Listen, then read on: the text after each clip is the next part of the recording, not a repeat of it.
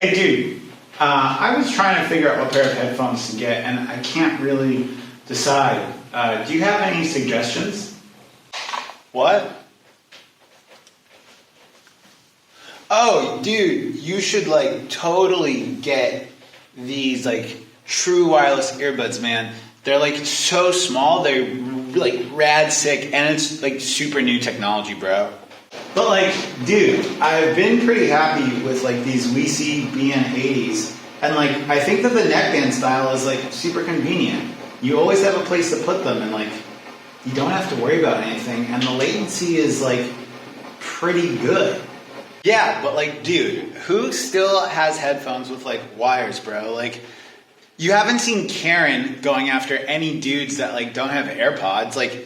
Man, they're so small and convenient, you know? I just always have my case for them and stuff, man. And dude, battery life 5 hours is totally chill. But dude, that's exactly my point. You always have to have the case with you. It's not that convenient. And Karen's fat. Dude, all I'm saying is that these things are mad convenient if you're wearing a hat or trying to get pumped up at the gym. Dude, have you seen my bod going into this quarantine and chill? Actually, man, you do make a point. I do like to go to the gym, and I think that truly wireless headphones for the gym are pretty convenient. Are there any YouTubers that make videos about truly wireless versus neckband videos? There are definitely people who are after buying truly wireless headphones because of the perceived newness of the technology, and neckband headphones have been around for a while, and we're now kind of looking at these as less of an option simply because the technology isn't new and advanced, or as new and advanced. And I have to say that I think that's kind of a mistake, because as Qualcomm is rolling out the 3020 series, or their set of chipsets for truly wireless headphones, they're also rolling that technology out for just the single Bluetooth unit these would take. So these are going to be taking a bit of an upgrade, or headphones of this class are going to be taking a bit of an upgrade. Something else I wanted to touch on really quick in regards to the convenience factor of truly wireless headphones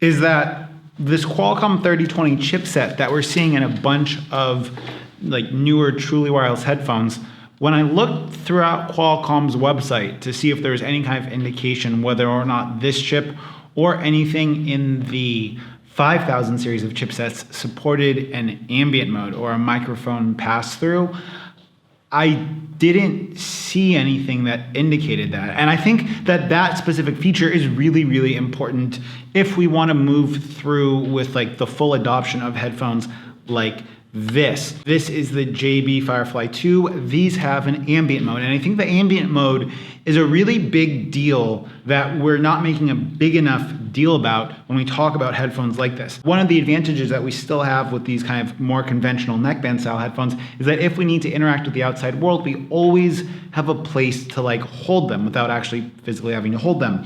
Whereas if we want to use most pairs of truly wireless headphones right now, if they are the in-ear style of headphones, they are not going to be present with any kind of ambient mode, or most headphones don't have an ambient mode, and most budget truly wireless headphones don't have an ambient mode, meaning that you still have to actually remove them out of your ears if you want to talk with someone, if you want to communicate with the outside world around you, or even if you want to have that ambient mode on, let's say because you are riding a bicycle down the street. I think we're looking at this Qualcomm 3020 chipset as the end-all be-all for truly wireless headphone chip technology, at least in the budget space. Yet when I've looked for headphones with the Qualcomm chipsets and then referenced whether or not they have an ambient mode, I haven't been able to find a Qualcomm chipset headphone with an ambient mode,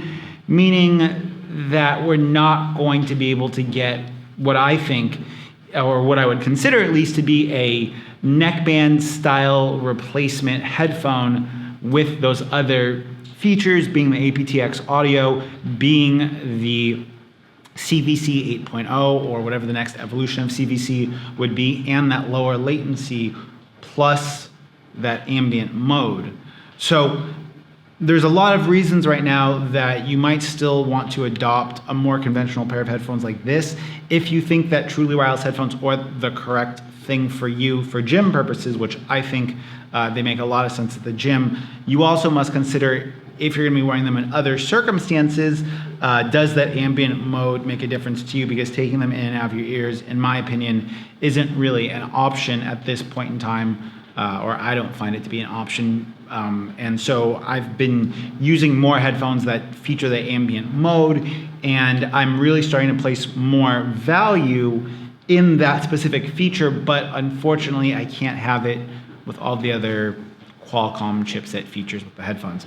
Let me know what you guys think about this. Let me know if you guys like these little funny skits I'm trying to do. If you guys want to buy the JB Firefly 2, I will have them link down below because I think that these headphones are spectacular. And I'm going to be doing a premium headphone shootout with these. And I'm thinking about picking up either a pair of the Sound Peats or the Sabit E12 Ultra. Let me know what you guys would prefer in the comment section down below. Until next time, this is Mitchell, coming to you right now, not from quarantine in Hanoi, Vietnam. Peace.